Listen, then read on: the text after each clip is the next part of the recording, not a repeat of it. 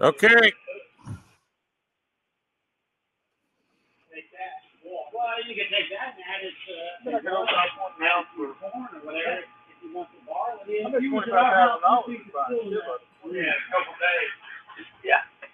Hey, next time this isn't that much. This is the mini. It's got SDI input. I mean, I'll loan you a bucket if you want. $5 grand, $10 grand, depending on what the features are. That's a 4-channel input SDI.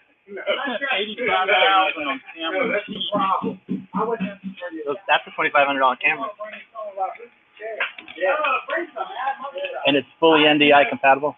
Like I said, I don't just if I get chop stuff down. I don't mess with that, but I've had to learn how to drink it and taste it and whatever.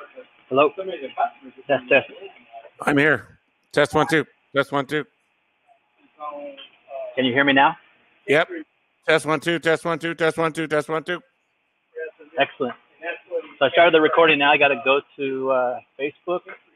And hit manual start.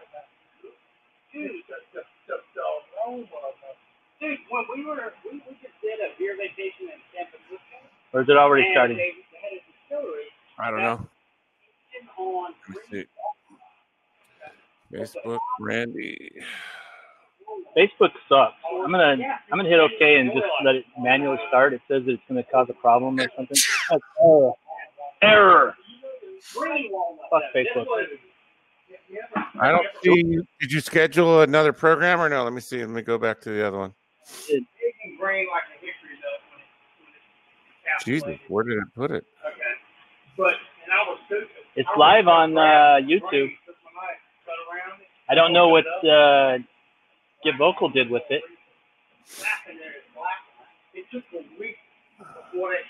But YouTube's streaming from what I can see. I see a live health is good. You and me on there. I don't see anything on Facebook. Yeah, Facebook torched itself. It was set up and it didn't roll, and I don't know that trick that Colin said about starting it manually. It was north of them. They shut down for a couple days. I hit start manually and it says error and it doesn't work.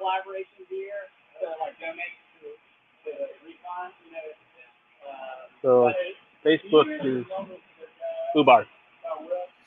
Content is no longer available, it says. What the hell?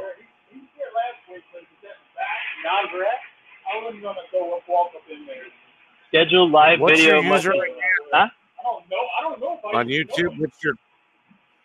On YouTube, it's Mighty Oz.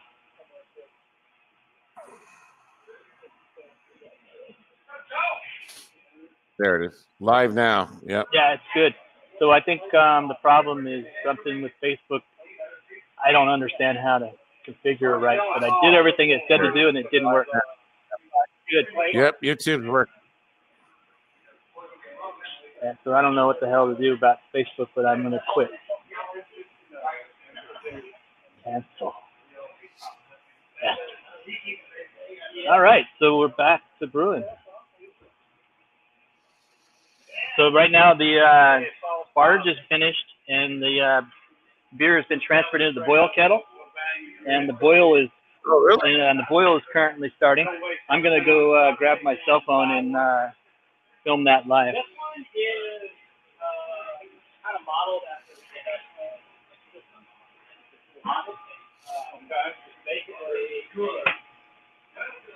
Let me see if I can do the SDI on my phone.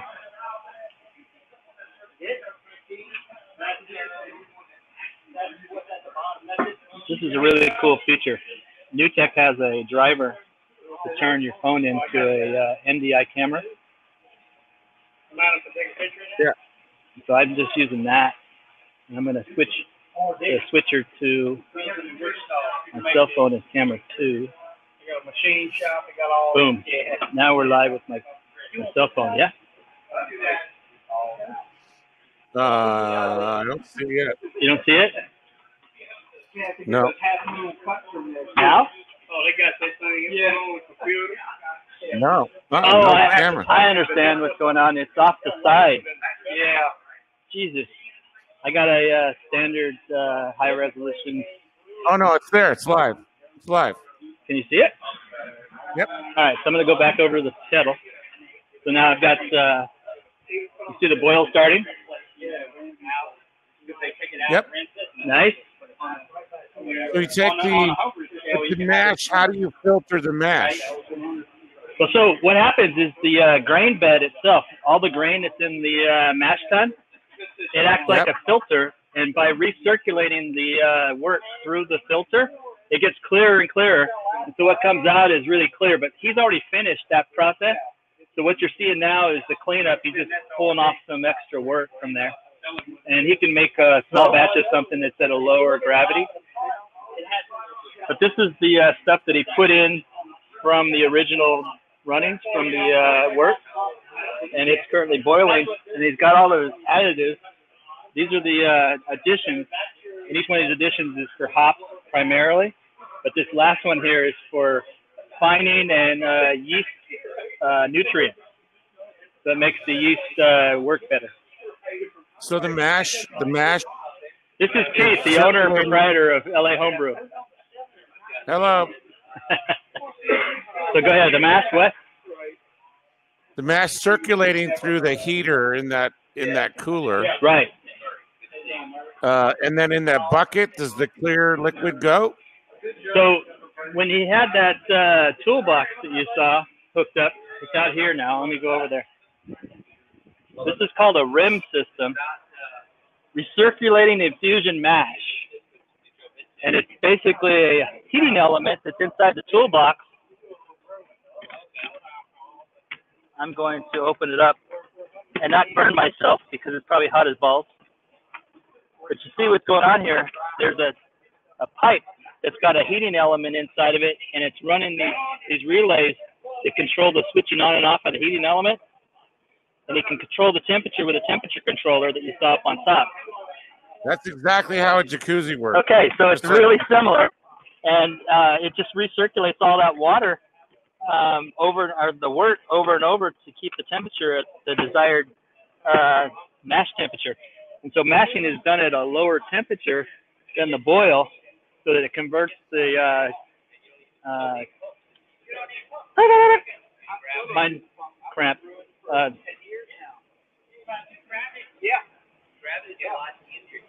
You convert the starches to sugar. So the starches in the grains get converted to sugar, and once you have the sugar, that's the wort that goes into the boil. So it's basically just sugar water that's got flavor. Pretty much everything I need to start my. I'm not lifting that pot up. I don't want to start. And so that part's finished. After he finishes, he's just going to do a cleanup here, but he's washing the grains and he's going to use that for something. It's not part of this process. This process is the result of all of that. It goes into the boil pot, and this is the boil volume that he's going to boil until 1 hour goes by, and then he'll cool it down very fast. And he's got a pumping system. See the two pumps? Yeah. So those two pumps are going to circulate the beer out of this kettle into a cooler, and I'll show you that. He's got a cooler over here with this is a chiller. It's a plate chiller. So the plate chiller is going to be sitting inside of a tub of ice, and then he's going to take the beer and run it through that plate chiller. And when it comes out, it's going to be at the temperature it needs to pitch the yeast. So it's really cool. And what ends up happening is he puts that finished wort into one of these bottles up here you see for fermentation. He's got two of them ready to go. And those two bottles, he's going to take the 10 gallons that he's making, and he's going to put it into these bottles so that he can do 2 batches of 5 gallons that'll go into those kegs that I showed you earlier. And what do they do with that beer? They just make that for samples for the place? No, well, yeah, some of that. And then also they have these events that are like festivals and outings where they have all these beers on tap. So you see this list of beers here. These were all at it was a plantation called Nottoway, and they had a beer festival. And so all these different beers were on the menu. And these are all beers they made here while they were doing these Saturday gigs. And then they put them into the fermentation chamber, which it looks like a refrigerator. But inside, it has all these kegs of beer. And then they have another closet that's full of all of the works in progress, which are the fermenting beers. Is there any clear bottles in there that we could see? Yeah, let's look. So this is a VIP closet. So you're going to go behind the curtain. Don't go in there! Oh! Scared me. He scared me. I don't have a light. Let's see here. Do you have a light? No. No light. It's VIP, dude. VIP, very important people only. So these are different beers that are fermenting in here. And you can see they had a lot of Kreuzen that was up there, and it kind of drops down after it finishes. But then they just sit there and they work their magic. The yeast go to work, and they produce a really incredible beer. But the key is keeping it in the right temperature. So this closet is very cool. No, actually, you ferment in the controlled refrigerator, and this is beer. This is waiting to be secondary. Okay, secondary fermentation. Yeah, so in here, he's just got the secondary fermentation process beer, and the other stuff goes into the actual refrigerator where they control the temperature much more regulated. But there's other stuff up in here that we don't want to talk about. Sorry, I called you out, bro. It's okay. It's okay. You need to call me on my bullshit, right? Oh no, it was not. This is Bruce. Bruce is a master brewer. He probably has more medals in beer brewing in Louisiana than any other person. Not even close. Not even close. Charlie? No. Last year he was the man. Maybe 17. Last year he was the man. 2017. He's taking a break. He won the big trophy and he's taking a coast. I don't wish that on anybody. So tell him my favorite beer was generic beer with the beer on the white can. Yeah, I'm talking to a guy who said his favorite beer was beer, and it was a white can with a generic beer on it. Other beer? No, just beer. They sell it at Smart and Final, Costco, whatever. This is Fred. Fred and I are related by marriage. And you better throw in that Fred was right there behind me. That close behind Bruce. He was splitting what they call those RCH. Red cunt here. Oh man! Hey man! Four. Wait, we're supposed to be watching our mouths. We just went PG.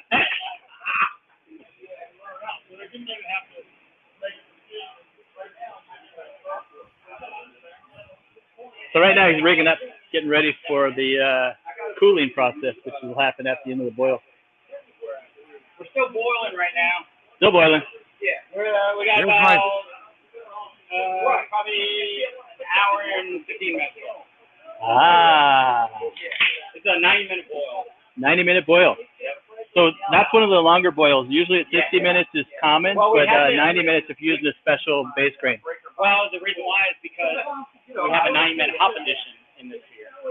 So you're doing it primarily for the hop addition and nothing else? I'm doing it purely for the bitterness on the beer, yep. So what he just told me was interesting. So the hop additions are controlling the length of the boil so that you can get the bitterness that you're looking for in this particular beer. I gotta get it. How's it going? Well, I probably have it's single phase.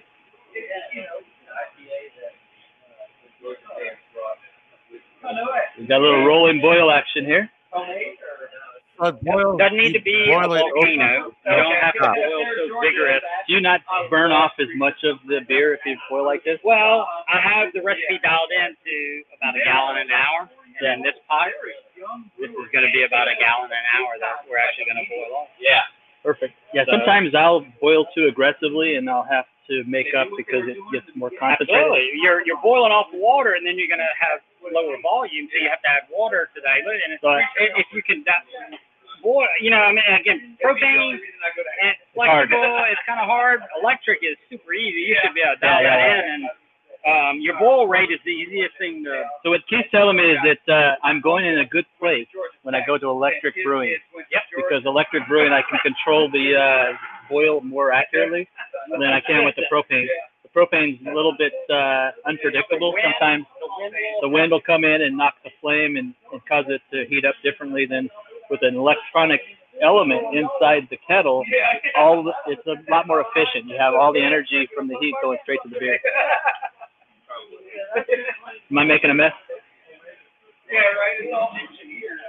So this is probably the least attractive part of the process. It's when you're doing the cleanup, and it's also the hardest part. I tend to get a backache at the end of the day from cleaning the grain out of the mash tun. Like after this process, I'll actually do it while I'm drinking a beer. well, the beer makes it better, but the process makes my back hurt, and so I guess I'm not doing it much. I'm doing it less frequently than I should. I should probably do it more often. I wouldn't hurt it And much. then, you wouldn't be as sore. Instead of doing it once a week and getting hurt every week, I would do it every other day, and maybe I'll do better. I would prescribe you need to Brew more. That's it. Yeah, that's the aftermath of the mashing process. You can make dog treats. Yeah, Keith's daughter made dog treats, and I bought some for dogs that eat the shit out of that stuff. Horse treats. Pigs will eat it. Cattle will eat it. Chickens will eat it. But mostly we just throw it away. Well, Fred compost. Fred composting? That's why we always collect the grains. Nice. Make great compost. Yeah. You can make spent grains red Yeah. out of it if you want. People start to hate you if you come up with all these byproducts of your spent grain. They're like, no, man, I got some of that last time. Stop.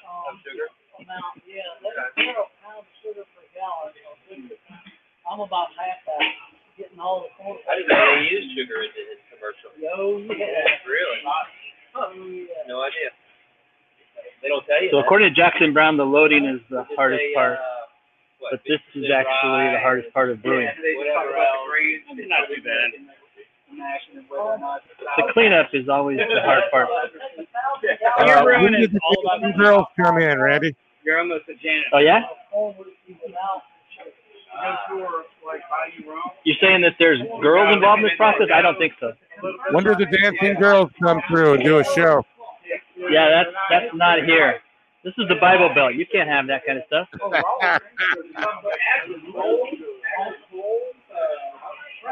There's no gratuitous dancing girl activity in the beer brewing process. Oh, Jesus. They tend to go into the place where the actual taps are and hang out next to the taps. The taps are the popular place for the women. The pub. They want the end result. They don't want to wait. I'm not being fair. I don't want to wait either, but the fact of the matter is when you wait, you get the best stuff. There's no substitute for fresh beer. When Coors makes their beer, is it any different than this process? It's exactly the same, but they have a lot more science analysis involved. And so they do a lot more nitpicky, tweaky type stuff in the laboratory. We don't even have a laboratory. So, all of our testing is done either on the computer, in your head, or in your mouth. The laboratory is a luxury we can't afford.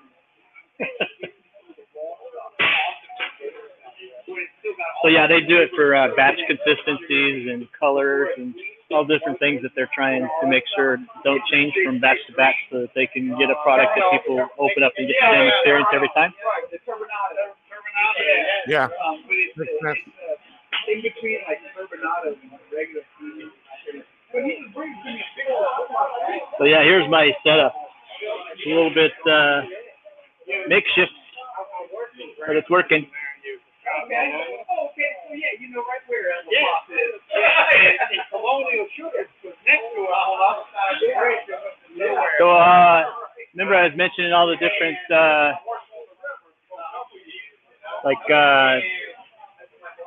festivals and stuff that they have? Yeah. You see these signs that have all the different beers that are at the festival? Yeah. All right, so I have a beer that's on one of these lists. You see the albino alligator? Can't really see it from there. It's right next to that cylinder, but it's the albino alligator stout. and I made that for Zap Beer Fest. I think that was 2015 or 16. I'm not sure. But it was a really good white stout, which is a beer style that's not very common because it's it looks like a Pilsner like you like, but when you close your eyes and drink it, you think you're drinking a deep, dark chocolate stout. Yeah, I like really light, wimpy beers, man. Yeah. So I'm trying to accomplish the heavy, dark mouthfeel and the flavors with the toasty caramel, chocolate, coffee is very, very difficult in a light-colored beer. So I played some tricks to be able to pull it off, and it worked out quite well. And it was very popular. If you look up albino alligator stout on Untappd, you'll see the Zap Beer Fest rating of the people that drank it. It'll crack you up.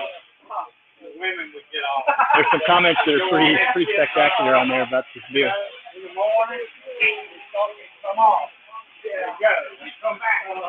These are grains,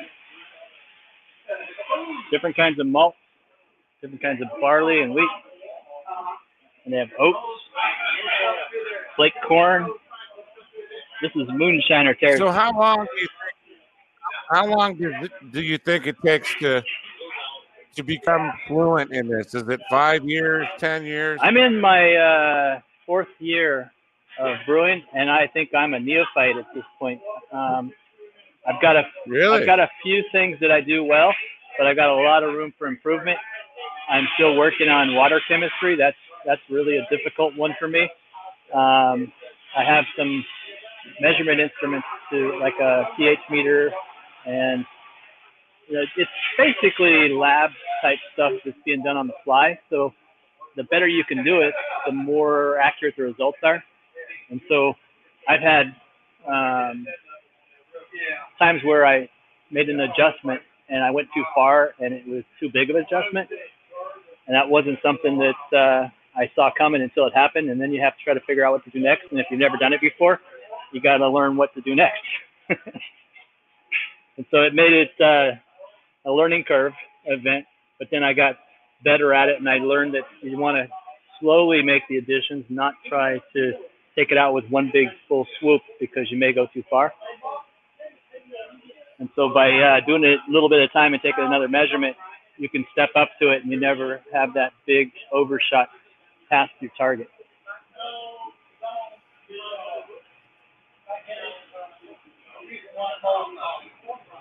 Delicate process. We hooked up a motor to it. So the thing that you learn from that is to take good notes and document what you did. So the next time you make it, if the result is good, you can do it again. And you don't have to go through the same learning curve the second time. You just duplicate your recipe based on your process notes.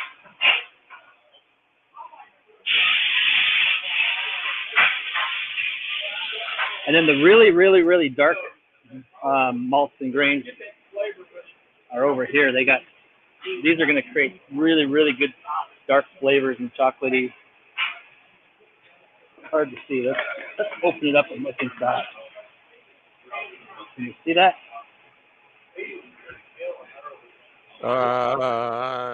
It just looks black. It's black, yeah. You can't see the little tiny seeds? The grain pods?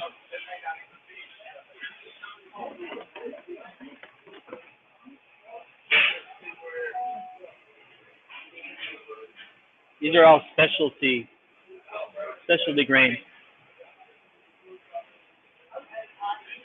So you wouldn't make a beer with a large quantity of these. You just use them in very small quantity for flavoring.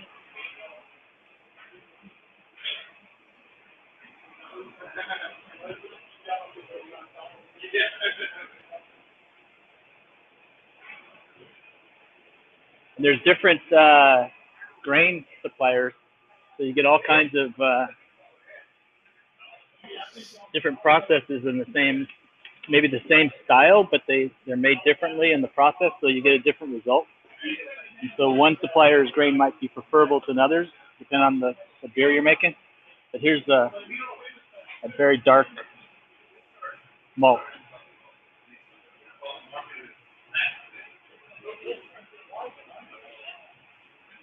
And then these are grinded up with a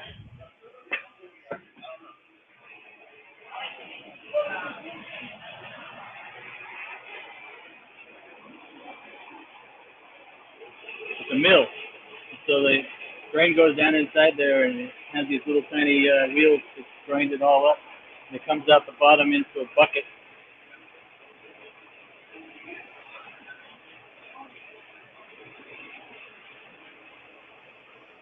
And so I heard him talking briefly about what they do with the mash. They give it to pigs and stuff, right? Yeah, you can give it to animals. The animals eat it. You can make bread out of it. You can make cookies, dog biscuits. It's just basically grain. So you probably need to have some good flour to go with it because by itself it can't really do a good job on the bread side of the coin. Yeah. Georgia Tech. You do it for effect and for bragging rights, not for the primary ingredient.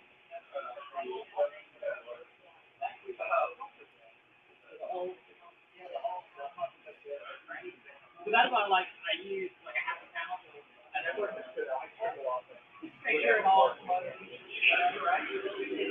So it's kind of like watching paint dry at this point, right? So all the magic happens perfect when it's for the dancing girls, Randy. yeah, that's the entertainment, the gratuitous entertainment. Yes. Dun, dun, dun, dun, dun, dun, dun, dun. We should have some. Unfortunately, we don't. This isn't a blowout that I thought. So let me show you some of the tools. Now, here's a couple more of those posters. That was Nottoway 2017. This was Brew at the Zoo 2017. They got creative names for some of these beers. Hi Goza to the Runner.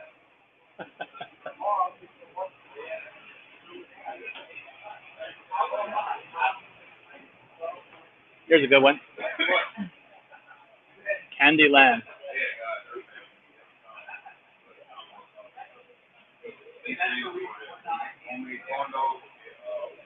Chuck Berry Cider.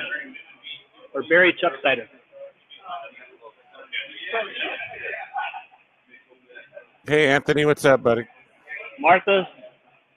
You see that one? Get it. It's too small. Too small? It says it's a spice cider. Martha's Jailhouse.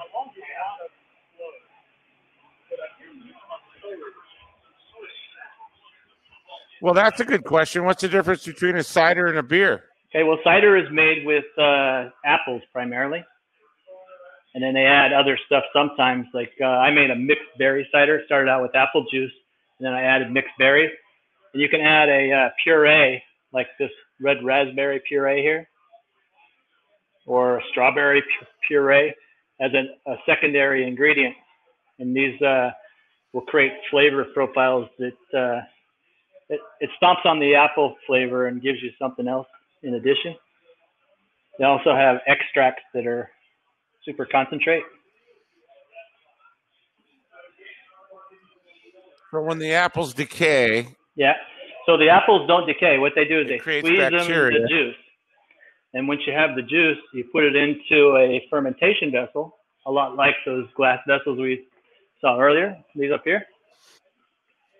And then you put yeast in there, and it goes to work just like on the beer, but it does it on the sugar from the apples instead of the sugar from the grain.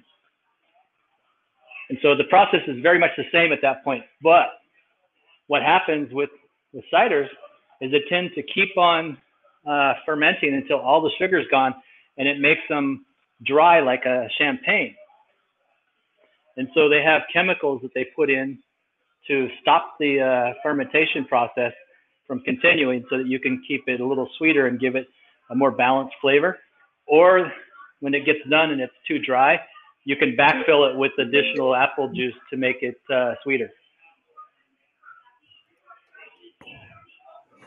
Got it. So it's I'm getting it. highly simplified compared to beer because you don't have to do all of those crazy additives and adjuncts and stuff that make it very, very process oriented.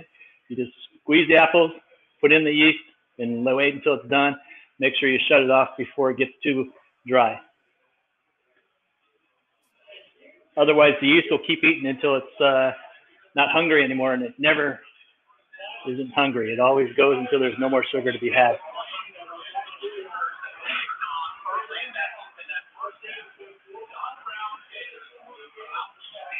Small pilot batch.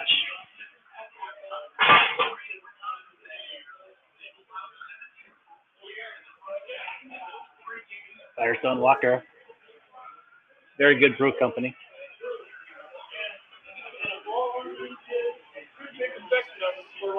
So how did you find these guys? You just Googled them? Yeah, I was looking for somebody to help me get more stuff. And my son-in-law told me he bought the kit that he got me, which was a Christmas present. He bought it at this place. And so I'd never heard of it.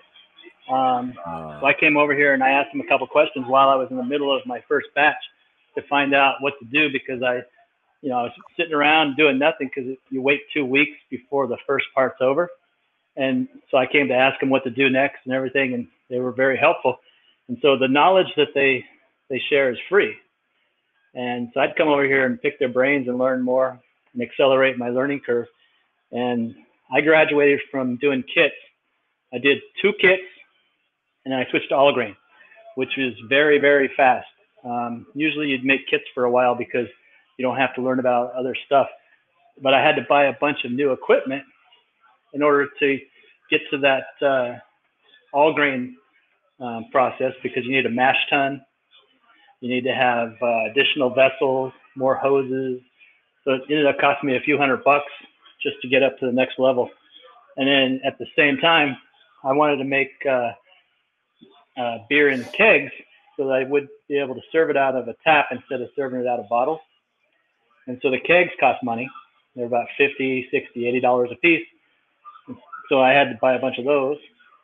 So I probably invested a few $1,000s before it was all said and done on a free Christmas present. So Anthony is asking, is the process of making beer similar to the process of making moonshine?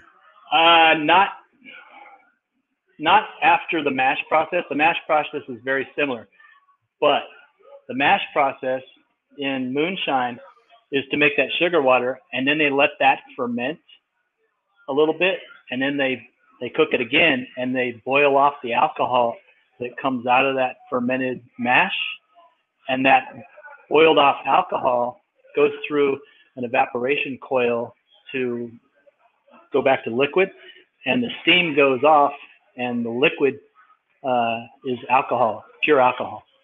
So in that way, it's not even the same thing. It's totally different. So it starts out the same, finishes different.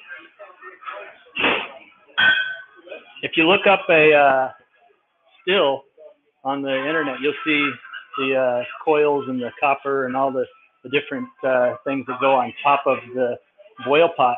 And so the boiler is sealed and it doesn't let the steam out because it uses it as part of its process. Whereas with beer, the steam is actually boiled off to get rid of some of the impurities and stuff that you don't want in the beer. So it's very different. The processes are similar at first, and they change drastically at the point where you're boiling off the alcohol. Right. So it gets. Boy, it sounds like beer is the hardest thing to make out of every alcoholic beverage. I think beer is harder to make, but that's the challenge, and I think that's what's intriguing about it. Is that you have so many things that you can do well and screw up at the same time if you're not staying on your game and taking good notes and keeping good records. And you did something once and it was magic, and then you can't do it again. That wastes your time. You have to start over trying to figure it out again. So it's really process-oriented stuff that you have to spend a lot of time documenting in order to get consistent results. Unless you don't really care, you just want to get drunk. that's not what we're trying to do on the craft beer side of it. We're trying to get creative and do things that make us happy.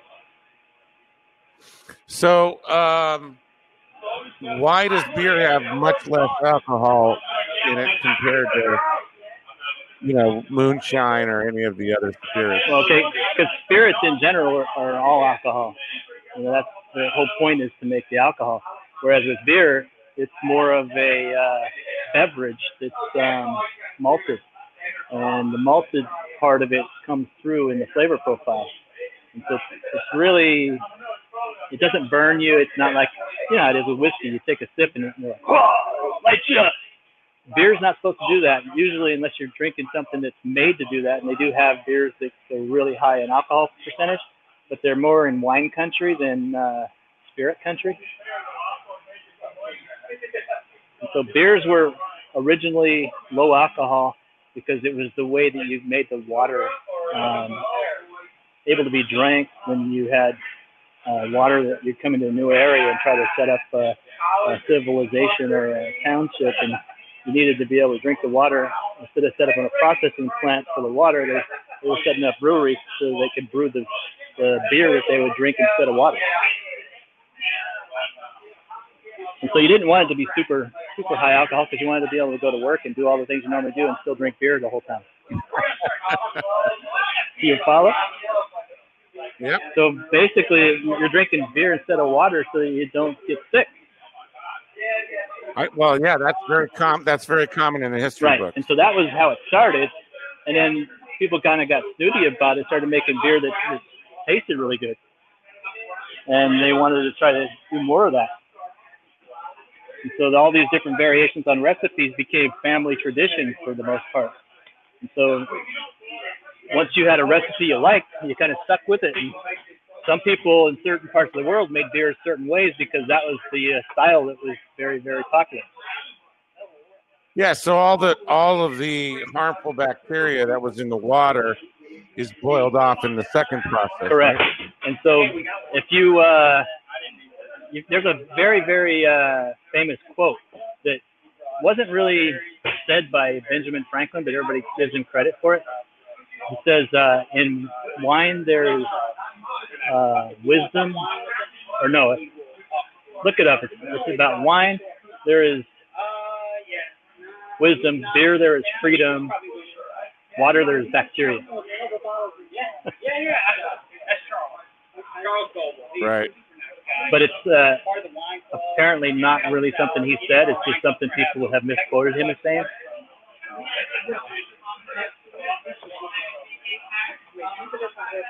Yeah, I have a shirt that has Jesus Christ on it, but I never said that. Exactly. So a lot of people misquote him, but it's a very popular saying or a quote. It's on a lot of sportswear and T-shirts.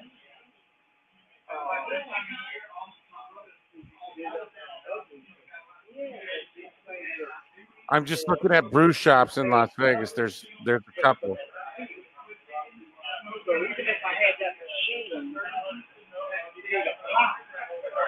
That's the output.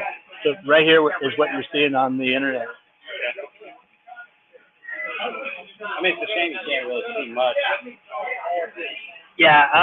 Well, I was taking the phone, and then my battery just went dead, so I plugged it in. But I was using the battery, so I was going over stuff and going around the shop and showing, the supplies and stuff. And all this is on YouTube, so you can go to my YouTube channel and watch it over again. Okay.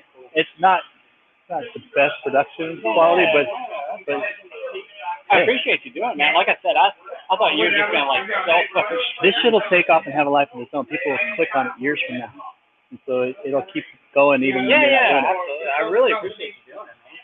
Great idea. And are you doing this for like businesses and stuff, or no? This This is the equipment I have at work that I use for conferences and stuff. Okay. And so basically, I'm using the equipment to try to figure out how to do stuff. It's something that makes me happy. Yeah. So I'm just born to do it at work. Yeah, I'm learning it, and I'm going through the process of what I should do and how I should do it. So I don't use it often enough to stay on top of it. Yeah. And so every time I get a chance to use it, it makes just me like better. coding software. You got to do it. Makes me better the more I do it. Right. Well, like I said, way more equipment than I imagine. I didn't realize it was going to be this involved. You see those tiles there, those 4 tiles? Yeah. If I click on one of those, the camera will switch to that view. So I have different camera angles here.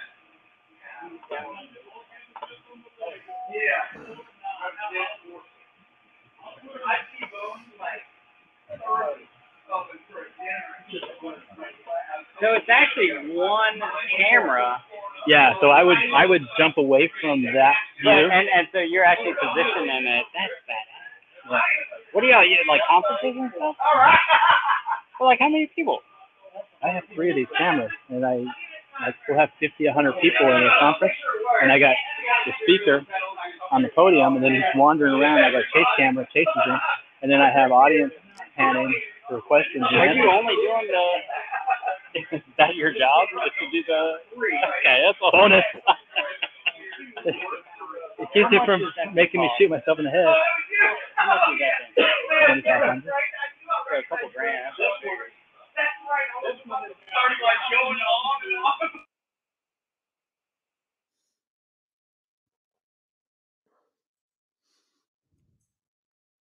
We just lost audio, Randy.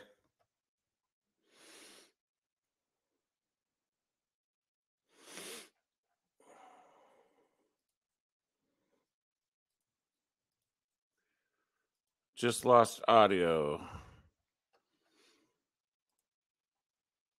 Hey, Luke, what's up? Donald's back. What's up, guys? I don't know. Randy's talking to some guy there, see? Sounded like Walmart. What do you mean?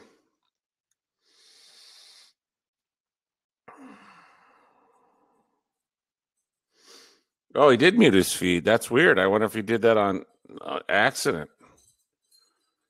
Some secret information.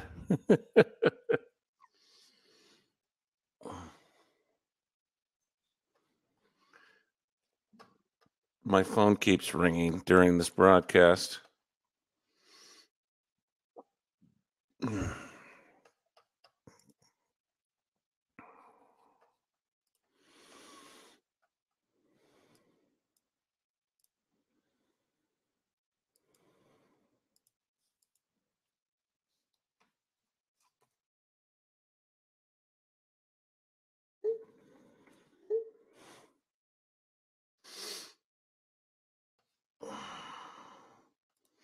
Not sure why he muted. Nice to see shows, right? Look, yeah, we figured, Randy brews beer. And when Randy came on, Randy's my childhood friend. I grew up with him. He used to live at my house when he got kicked out of his house. And he brews beer for a hobby. And he was doing broadcast on Facebook. And I said, dude, come on, get vocal, make it a production, record it so that people can see an example of how to use the technology. That's the goal.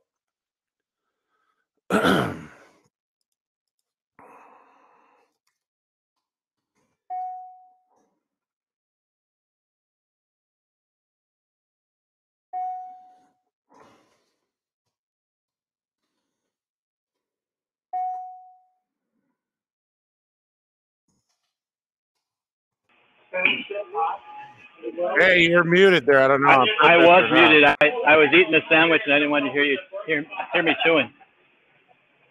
Oh, that's funny. We needed like on call music, on hold music. Yeah, on hold music. Podcasting. I'm just talking to people on the internet while I'm walking around a beer shop. So people are asking you questions. Yeah. You were narrating from scratch, or? No, it's a social interactive thing. It's like 4 squares, and everybody pops in and asks questions. Cool. So it's kind of fun because somebody will have a different question, or somebody will pop in for a few minutes and pop out and new. Person comes in and asks the same question, but they're new. What's the website, or what's the? Getvocal.com. Getvocal.com. VOKL. It's brand new. It's still in beta. It's not out yet officially, but it's they're testing out the technology. And just go to it. It's an app on your phone, and they have a mobile version. It's got chat and the video. GETVOKL.com. Yeah. And there's probably an app, so you got to go to your app store and get it first. I mean, I almost want to go get my needle and squirt it in. Inject it in there for a little while. It's kind of like a rum cake. So I'm drinking a Wee Heavy. Again? Yes, it's so good. I had to have another one. But I can't see you now. You got your camera off. That's true. I'm charging my phone. The battery went dead, and so I plugged it in, and I'm letting it charge up. I got a turbocharger. The Motorola has a turbocharger. It takes 10 minutes to get a full charge. Oh, wow, that's great. That's nice. Not on my iPhone. No, hell no. But the turbocharger on the Moto Z is pretty sweet. I usually have zero battery problems, but doing this video thing has changed that. So this is the thing that you do while you're waiting for your beer to brew, is drink beer. That's correct. It's important. That's part of the process. But you need to have a constant flow of beer in the process, right? Well, you saw that kegerator that had all the taps? Yep. I can choose any one of those. At my house, it's a scaled down version. I only have 4. So I choose one of the 4. And in the 5-gallon kegs, right? They're inside the freezer. It's hard to explain, but you know, a chest freezer is like a big box. When you open the lid, you can put these kegs down there. The problem is with all the connections to the CO2 and the taps, the hoses and stuff, it doesn't fit in there real good unless you extend the lid. So I'll go back over there and take a picture of it in a minute and show you how they've added a 8-inch riser and put the lid back on so that there's more room inside the chest freezer so you can fit these kegs and all the plumbing that goes with it. And it makes the chest freezer into the perfect device for serving beer out of at a temperature that's not in the freezer range. It's like 32 or 38, 39 degrees, whatever you set your thermostat at. And they use an external thermostat. It's kind of like an aquarium thermostat.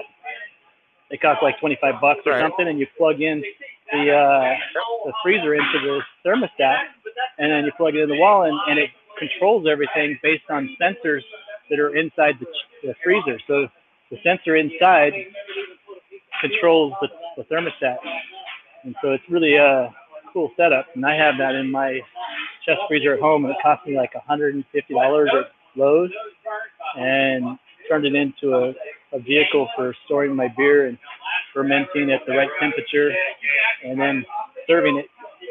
And I've been using it for a few years. It works great. But you could take any refrigerator, any freezer, any enclosure that stays cold and turn it into a proper fermentation chamber or a serving chamber. Instead of having a big cold room like they have in bars where you walk in and it's a walk-in freezer or walk-in cooler.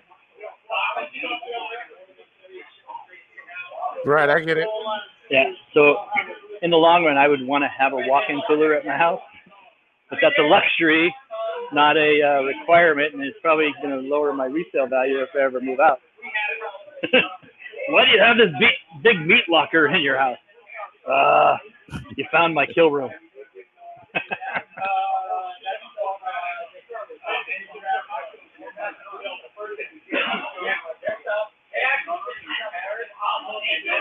I have to lobby for all the real estate I get in the house, right? Yep. Me too. Same problem. So you know the drill. Same problem. There's a balancing act that goes on. It's not easy, but you got to do it. You've been doing it longer than me. I'm pretty successful. Yeah. I've had moments where I was ready to throw in the towel, but to be truthful, I don't know anybody better than I know my wife. And I know where her buttons are, and she knows where mine are. And if we're trying for that, we know we're trying for that, so it doesn't hurt as bad anymore. Yeah, true. But, it used to catch me by surprise. I'm like, what did I do? Yeah, but I'm only a newlywed, only 2 years. Yeah, so you still got a lot to learn. Because every one of the salsa units is different. That's what I need a class on, is salsa unit. There seems to be a lot of those life coaches on Get Vocal. Hey, Don, welcome back, buddy. How's your doggy? I really like Don. Did you hear that, Don? We just have to figure out why he left us from the United States to go to Denmark. Why expatriate? Probably because he's living in a place where it was legal to smoke marijuana. That would be my guess. Or that was one of the perks of making the decision, not necessarily the main reason. It's not legal in Denmark. Really? No.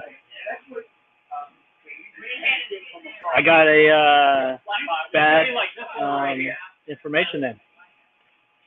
Yeah, I don't think it's legal in Denmark. Don, what are you doing? Don's just his dog or feeding his dog Now or they eating make a dinner. false bottom for this one.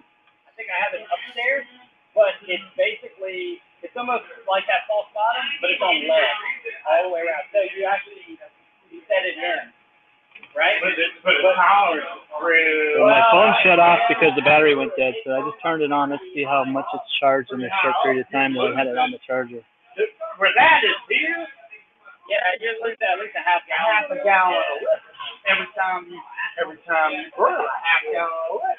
Well, what it means is you're gonna have to use 2 pounds more grain to make up for that volume. So all that butter, in professional brewing, it's all about yield. You're trying to get the Jesus. Is this thing plugged in? It's not even fucking plugged in. Oh my god. that's semi-professional. Okay, so first lesson about turbocharging, you have to plug in the charger. Lesson number 1. Plug in the charger. Usually my charger's always plugged in, so I just took it for granted it was the same thing here, but it wasn't plugged in, so I got no power. But just plugging it in with 0 power, it's already up to 3% just in the last few seconds.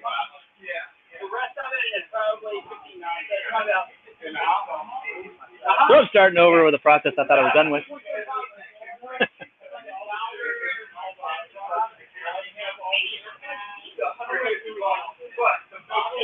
So that beer was really good. I'm going to try a different one. Let's see what my choices are.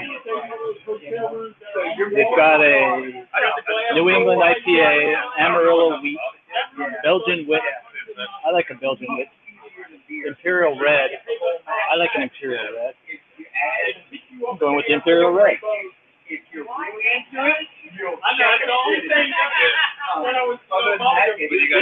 So the Imperial red is going to be really, really high alcohol content. I would say between 10 and 15%, depending on how. Let's find out. It smells very, very hoppy.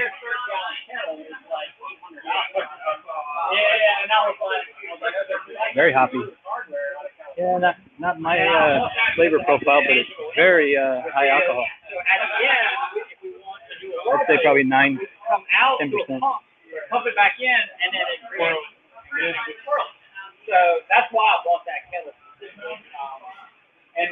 I almost got the 55 gallon. We normally don't do more than You're okay. You're okay. So, that's where I'm going. Yeah. Something like that, large enough. BRB, Randy, I gotta go pee. Now, I can have that made. Dude, these things like you get to add the next competition. Not yet. Not yet. If you got like $8,000, you can buy it turnkey. Yeah, and they make all of $8,000. I'm almost on a fixed income. Almost? Yeah, I'm not buying it that way. I'm just saying if you have the money. No, if I was to spend $8,000, I'd buy there's this sausage stuffer that's hydraulic that does like 75 pounds. You appreciate the value in the sausage stuffing process, but not the beer making process. Yeah. This will change. This will change. Because sausage complements beer. You need both. You need both. Don't do either one half-ass. Go full bore on both. I'm gonna do charcuterie, That's aged beef, meats, sausages. my son-in-law makes pastrami out of deer. He goes deer hunting. He makes pastrami. Absolutely. But I'm not a fan because the first time he gave me a piece, I almost broke a tooth. There's some buckshot still. Oh, ouch. No, wait. It's duck pastrami. I take it back. Not the deer. It was the duck. It's still shot. Yeah. You break a tooth on that. Yeah. Yeah. That got my attention. But when you eat wild game, you have to be leery that it could be in there. Yeah, I'm going to get a magnet or something to see if it sticks to the meat. Buddy, Well, I So shoot the shot won't stick to it because it's made out of lead, right? Yeah, I shoot my game where you don't have to worry about it. Go for it. Throw in there. The trick is to hit them in a place you're not going to use. That's right. Well, that's a higher. You might have to go look for it. That's a higher skill level than my son-in-law possesses, obviously. I got one deer. I got one stand. I've killed 3 deer off of it so far this year. I've killed 6. The feeder's 160 yards. I shot one under it, Wow. and then I shot another one who was about 180 on the other side of it. But dude, that's a long way, That's a long way. you know. But I had LASIK surgery done. So you were showing off. Well, my son was like, he actually did it with his gun. That makes it worse. He had a way better scope. That makes it way worse. Oh yeah, he was. Because not only did you get him on the chin, you got him on the chin with his own gun. Oh yeah. Nicely done. You know, my wife Hey, Don. is mad and jealous of him for shooting so many deer. hey, buddy. I'm like, oh, you can't compare You got any questions? No, that looks like you guys are having fun. Yeah, it's like paint drying right now because you're waiting for the boil to finish. It's like a So 90-minute you're boil. basically you're in the process of making a batch for yourself, or is it for the outfit there? No, it's a weekly event at the brew shop that I buy my materials from. And so all of the raw materials are here. This is where I come to get them. But every Saturday they have a brew day where they brew a beer and they get these beers ready for festivals and stuff that they're going to have in the coming part of the year. Okay. And so they do a really good job of stocking up and having enough beer to distribute at these events. And at the events, they might have 30 or 40 different beers that they distribute for the festival. So because I know when they're making cheese also, there's some crucial points when they're adding certain things. Yeah. You got some crucial points when you got to make sure that the temperatures are right, that Right. the pH levels and everything are okay. Yeah. But when is the time when you can just kind of like kick back and relax? It's not Well, there's a period of time right after you start the mash. So Yeah. when you're doing the mashing process, you got to wait for anywhere from 60 minutes to an hour and a half for the mash process. So that's kind of a downtime where you're waiting. And then there's the same thing in the boil, and the boil is another 100. This is 130, 120 minute. Wait, it's a 90-minute boil. So there's a 90-minute period where you got a few things to do, but it's not that big of a deal because you're waiting for those events to happen. So you have a timer that you set for every one of those events. And so the events would be things like adding a hop, adding another hop addition, putting in some yeast nutrients, or finding agents to make the beer clear in the fermentation process. And so all of those additions have to be done on time. So And there's a reason they do them at certain times. So what he's working on right now is, how many gallons would you say that is in that batch? Oh, that's about 20 gallons. Oh, okay. Yeah, I was going to say it looks about like that. Yeah. And so he's going to have multiple carboys that he pulls out, and he's going to he's going to bring the beer through a plate chiller, and the plate chiller is going to cool it down to the strike temperature for the yeast, or the pitching temperature for the yeast. And he's going to pitch the yeast into it and then put it into a temperature-controlled environment, also known as a refrigerator. And then the refrigerator is controlled at a higher temperature than you would for chilling your food, but let's say it's 65 degrees or something, and that 65 degrees is maintained for the whole period of time where it's doing its primary fermentation, which usually takes 2 days to 2 weeks. Okay. So there's one more hop addition, it looks like, that's going to be happening here, and I'm going to show that as soon as my phone is charged up enough. But my phone is my chase camera. You can kind of see it. Let me see if I can get the camera to point to it. I think I got a really good camera, so I should be able to do something. Let's see. Okay, we're right in the middle. Can you see that cup on the table? Yeah. Okay, so I'm going to zoom in right now and see if I can see that.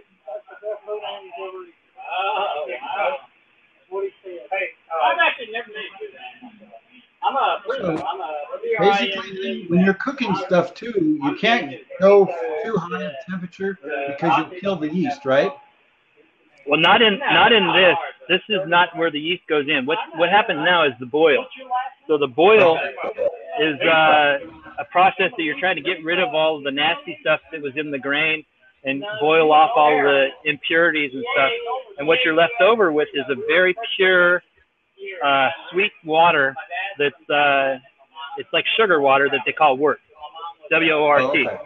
And so the wort is what the yeast goes to work on, and the yeast goes to work on it by eating the sugar.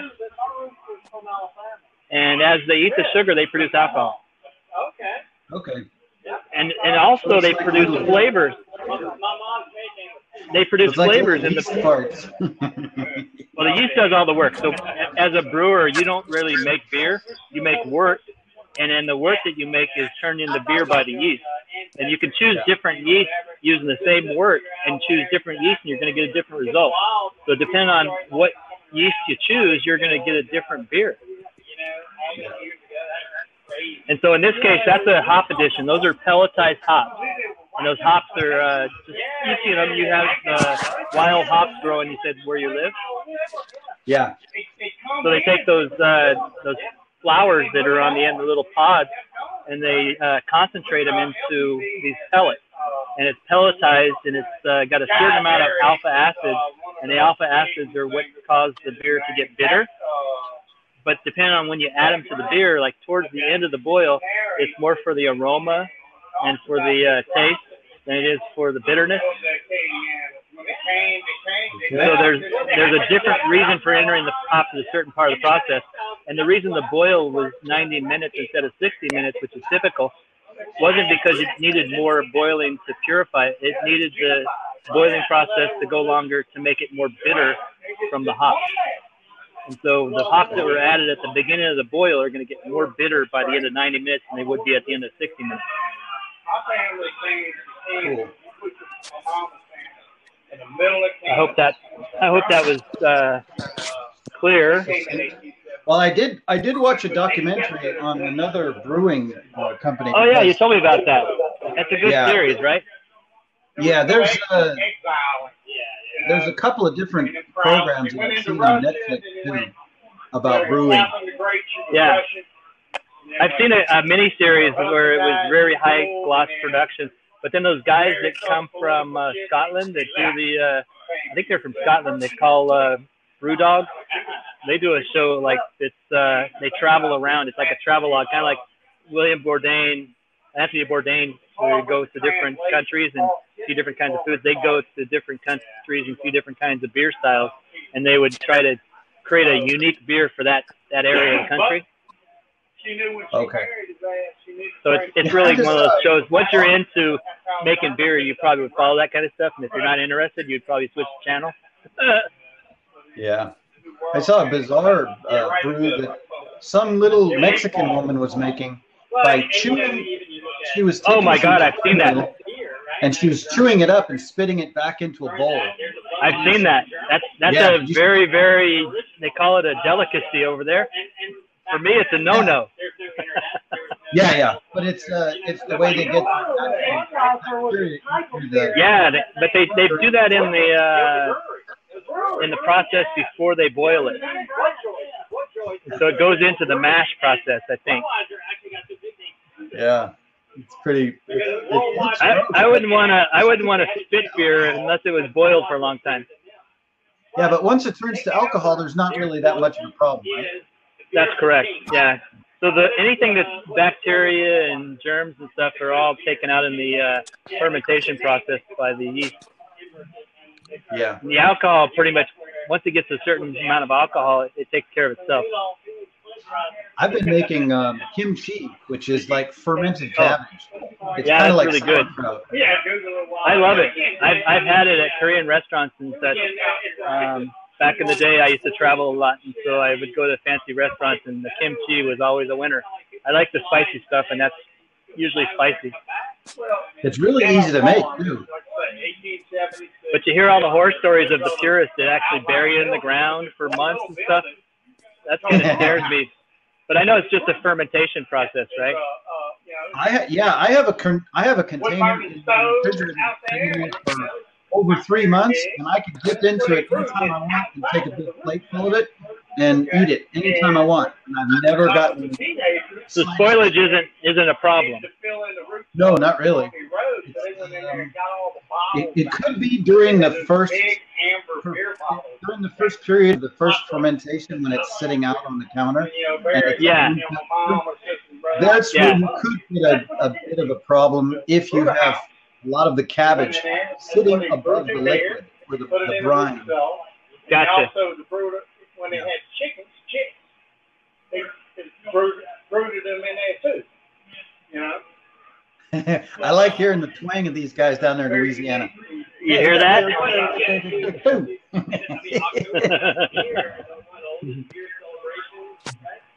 was back then. It's over 200 years old, right? They got culture. When they would get celebrations, They got what? Culture. Yeah. I've noticed that from the fact that I was born here. actually invited the whole town. How long you been? You ain't from here. Well, all the peasants were like, holy crap, we're going to eat. Oh, to answer your question, why I came to Denmark, it was because my wife's father was really ill. That's not good. Yeah, that's why we came over here originally. But then I just decided to stay because I got a job working for a good company when I got here. You like it a lot, Don? Yeah, quite a bit. Pretty nice place. Yeah, I hope my daughter doesn't like it. She's in The Hague. She's in where? The Hague in the Netherlands. Oh, okay. Yeah. Remember this. But pot's not legal there, right? John? The what? You're going to get sick. Okay. Oh, you're going to get that. I'm having a hard time hearing you, John. I know. Okay. I got two. Let me. Harry. Oh, okay.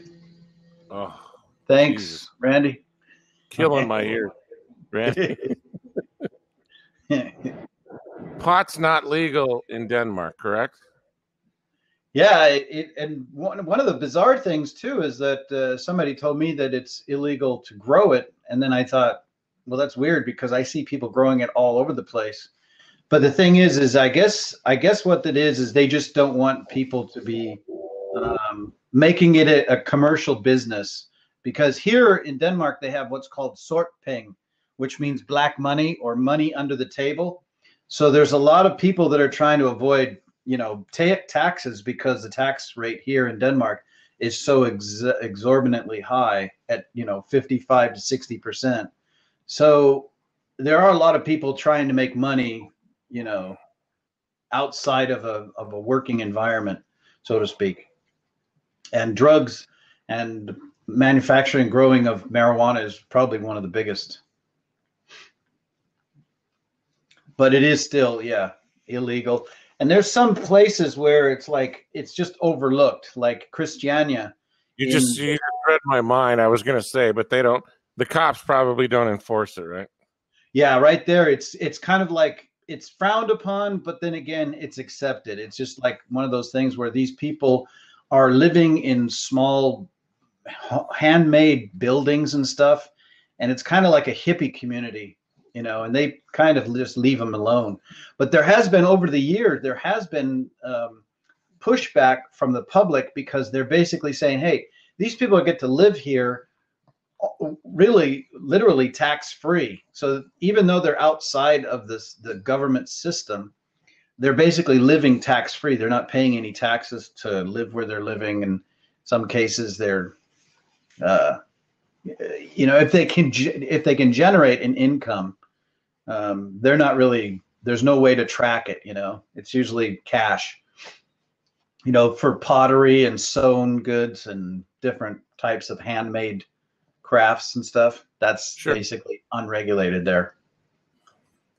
And then there's also the fact that there's a lot of different types of drug sales there as well. But prostitution across the board is pretty much accepted throughout the country. It's not there's no, it's not illegal. How much? I think that it's probably, I've never paid for it, but I think it's pretty reasonable. So we need to hire Donald for our entertainment director. He could be the entertainment director. We just hire girls. They won't even have to have sex. They'll just come on while the beer is brewing. And just do the cha-cha dance. Yeah, exactly. Donald has to go to the red light district. And bring on the dancing girls. But that's old days when they had a red light district. They still do down in like Flensburg and some other cities. And most of the big cities do have certain areas. But for the most part, you can pick up like a local, it's kind of like a local little newspaper. It's kind of like the Recycler or something. And in the back of it has all of these different personal ads about, prostitution. And it's totally legal. I think that's one of the things too. I saw some kind of article from the 1980s where they were talking about it, and they're saying, "Hey, they're going to tax our butts." It was just like a little cartoon thing. The prostitutes were complaining about the taxes. Yeah, there's some comedians or cartoon artists that really have funny senses of humor. They really hit the nail on the head a lot of times. 39%. I think I can use my phone again. Yeah, I got to charge my phone too. I had it running most of the day without plugging it in. Hey, Trey, what's up, buddy? What are you doing, Trey? Wow, Craigslist is really Craig. You know how Craigslist made all their money? No. Off of the personals for the hookers, and now there used to be a ton of pictures up here on Craigslist, and now they're all gone because I'm trying to figure out what they pay. Last I heard, it was a couple $100 for a companion for an hour. Is that what they call it? Companion? Wait a minute. I think I bought one of those issues because there was an article about something that I wanted to look at. Hold on.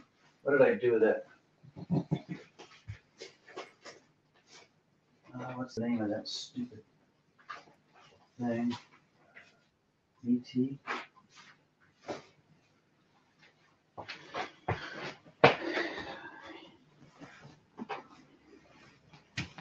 Let's see. Oh, extra blend. Yeah, there it is.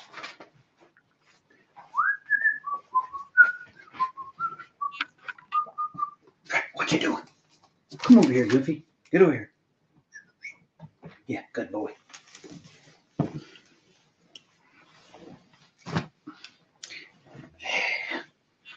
This is a cartoon book, John. It's backwards. Oh, let me transform this. Let me transform. I'm a transformer. Transformers. I watched that Transformer movie. I think it's number 3 or something. It's pretty cool. Yeah, it's good. They're all good. This is Extra Blad. This guy his name is Morton Ingeman. He's a crazy son of a gun. He's got a really warped sense of humor, but his artwork in here is just incredible. It's just some of the best artwork, and I don't know if it's him that's doing all the drawing, but it's just great cartoon work. Mm-hmm. And sometimes it can get a little bit nationalistic. Sometimes it could be a little bit sexist, maybe, but it's all in good fun, and it just some of these things just make you laugh your ass off. But here is Extrablad. He writes cartoons in the back of this newspaper. See, so this is a newspaper. It's called Extrablad.dk. Yeah. DK, and you can see in the back of this.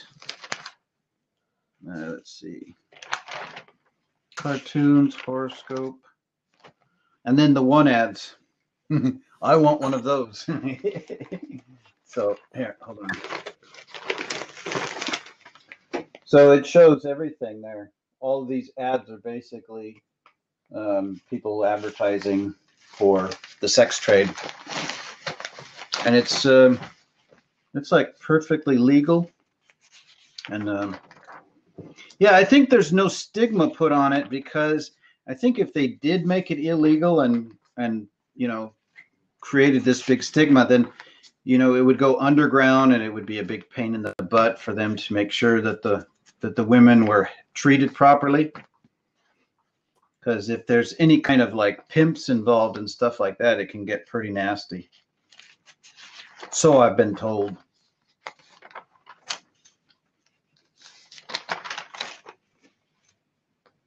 Everybody's audio is gone. No, I'm here. Oh, okay. It just went really quiet. No, I'm reading. Randy owns a 911 Porsche, and I'm looking. My lease ends on my car next year, and I'm looking at this car. Although this isn't what it's actually going to look like, but the new electric car, Porsche. Oh, that was a Porsche. It looked like one of the electric BMWs. Porsche Mission E. This guy right here. That's an electric drive?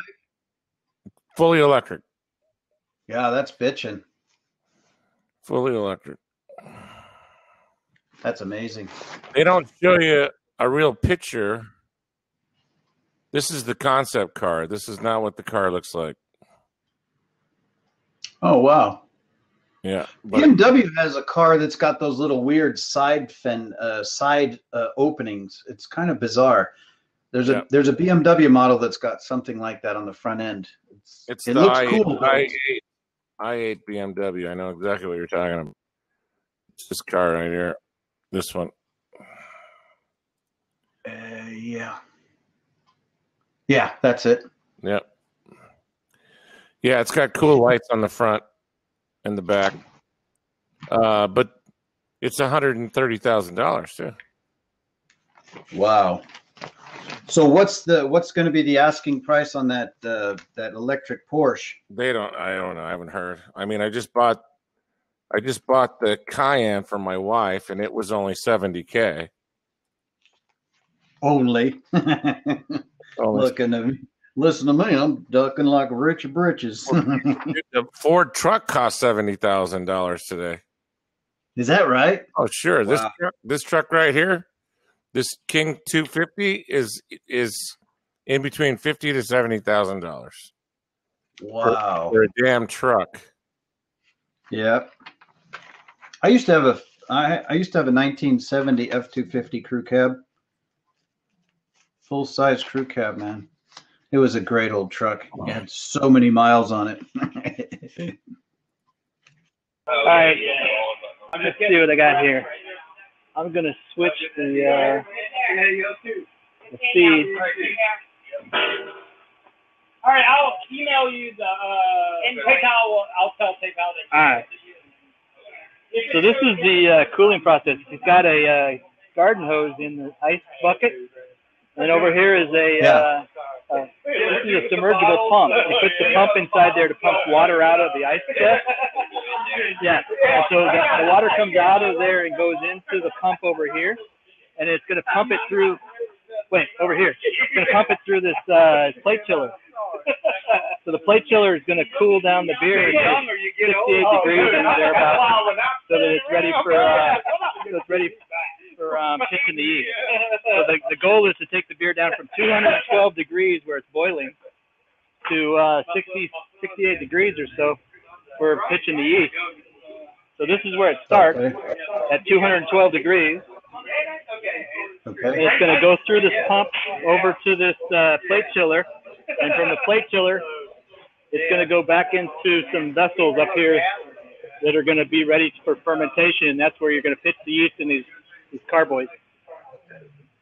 So if you're talking about, like, I'm just looking at that from a standpoint of an engineer.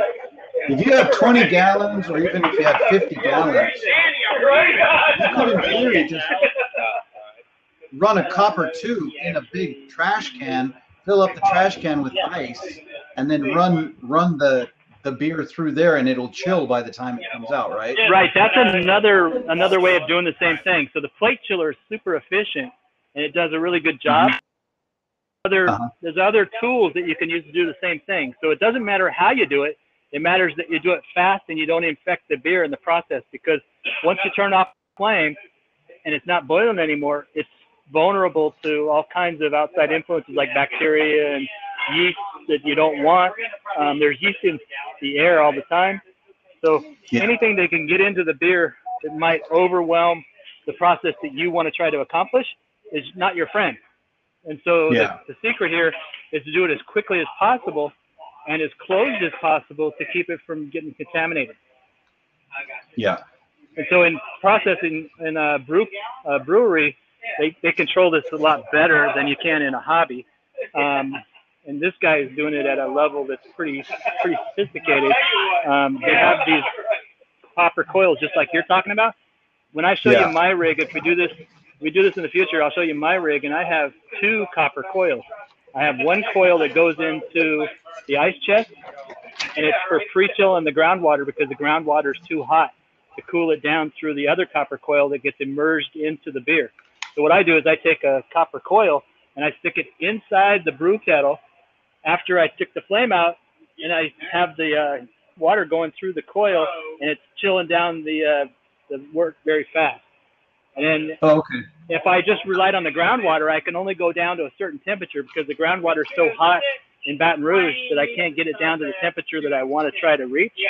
And so I have to pre-chill the water using a second coil for the groundwater in another ice chest. And so I submerge that first coil into the ice chest, which makes the water colder when it goes into the coil that's inside the beer, and I end up getting a fast heat exchange to get the temperature down. So that's another way of doing it. They also have. Hey, do you guys have in Louisiana? Do you guys have swamp coolers down there? No, because it's too freaking humid. There's no way a swamp cooler would work here. Too much moisture in the air. Yeah. Yeah, you can't do it. You'd be fooling yourself if you tried. Yeah. It would just you can only use them hotter. out in the desert. Yeah, in Las Vegas it would go well, but not here. So there's a third way that you can do it, which is a counterflow chiller, where they flow the cold water through one way through a hose, and then the beer goes through the other way, and they're separate. They're not in the same chambers. They're in separate chambers, but they're close proximity to each other in a coil of sorts, and they call that a counterflow chiller. And that's another way of doing it. And then the most basic way of doing it is to take your pot out of the burner, put it into an ice chest, and just soak it, and basically get an ice bath, where you just soak it in the ice bath until it gets down to temperature.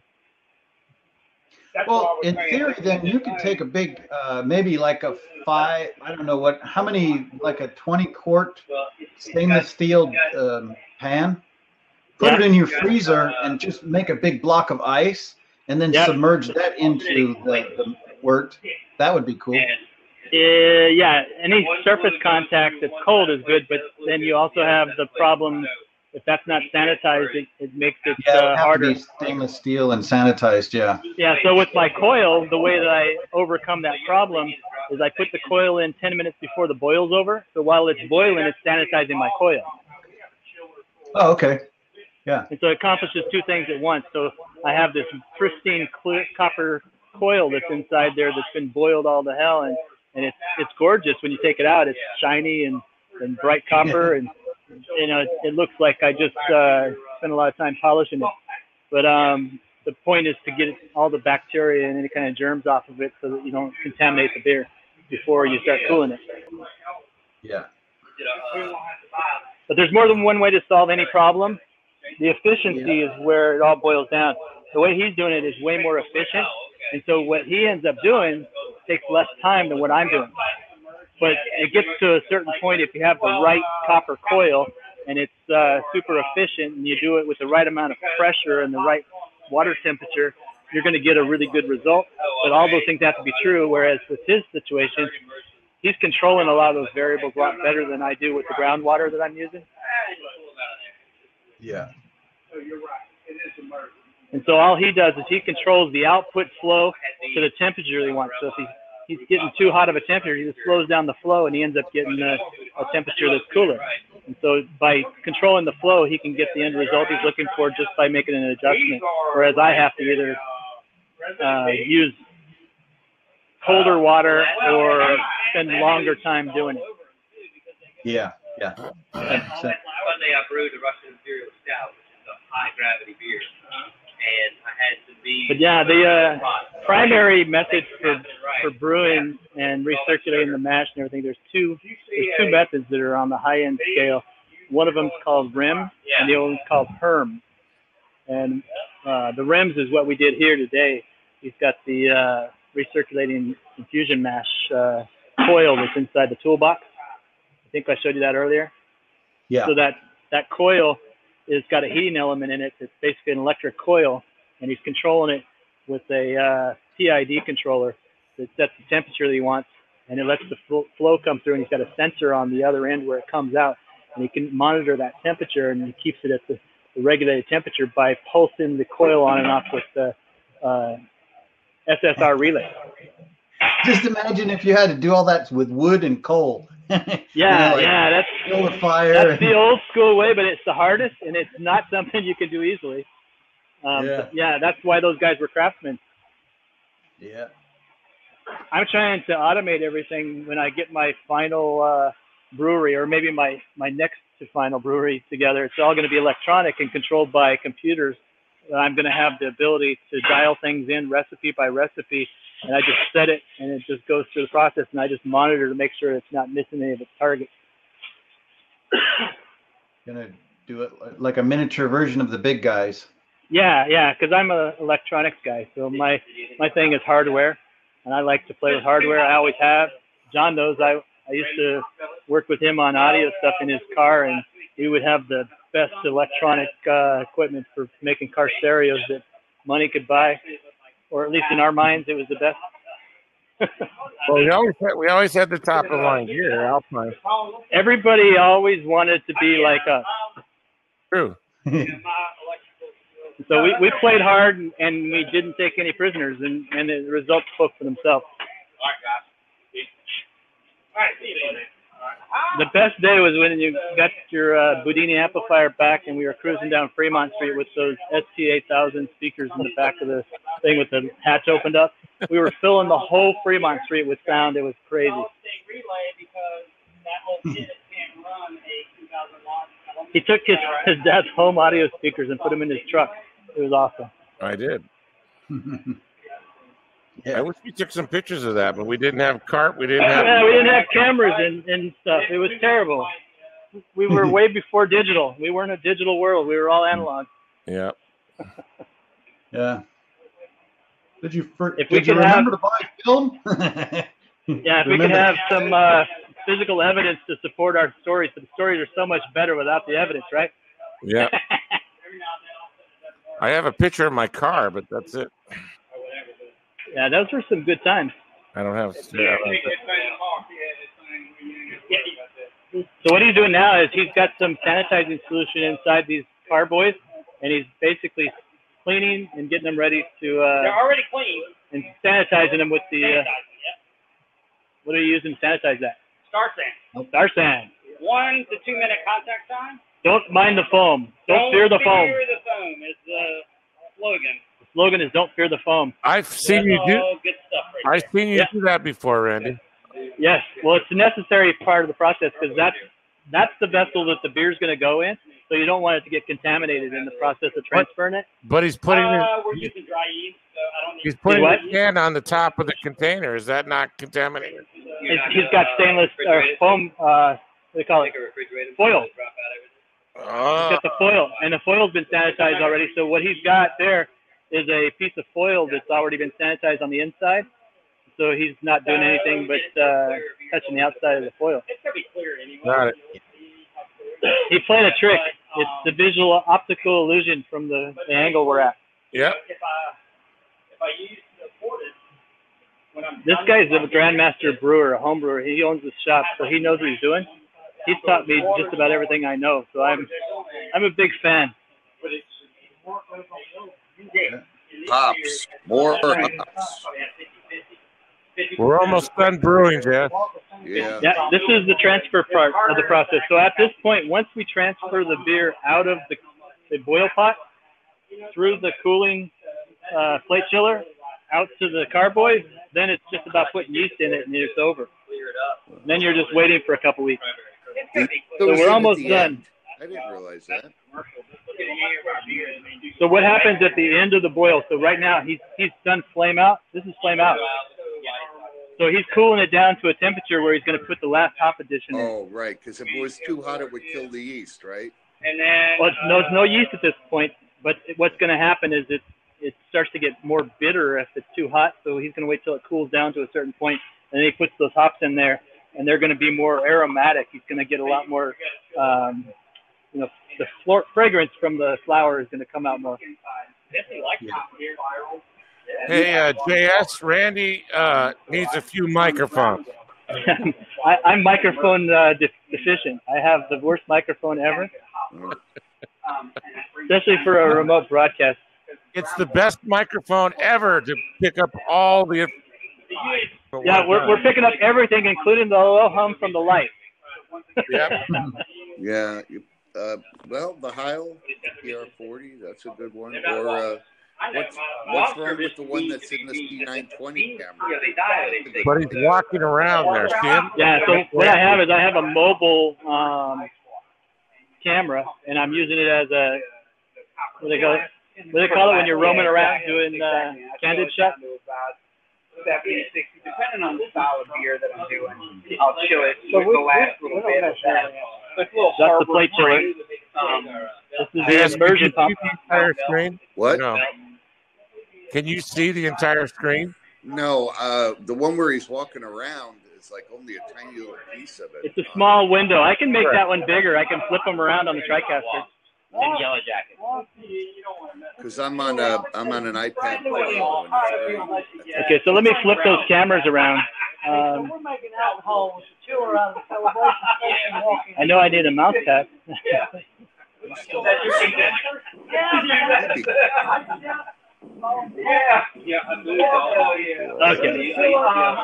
So now you can see more, right?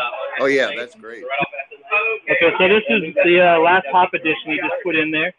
The flame is out, and right now he's getting the carboys ready by sanitizing them using Star San, which is an acid-based cleaner and sanitizer. So it has to be a low temperature, otherwise the yeast will die, right? The yeast Yeah, you nailed it on when your first comment. You said because you don't want the yeast to die. Well, that's why you don't put the yeast in until the beer is cooled down. It's not beer at this point. It's wort, and the wort is hot. It's like 200 degrees at this point. And so you want to wait for it to get down to a lower temperature before you pitch the yeast because it'll kill the yeast. Is that right? 68 is common, but it depends on the yeast. So some yeast works at a colder temperature, some works at a warmer temperature. The stuff that John likes is lager yeast.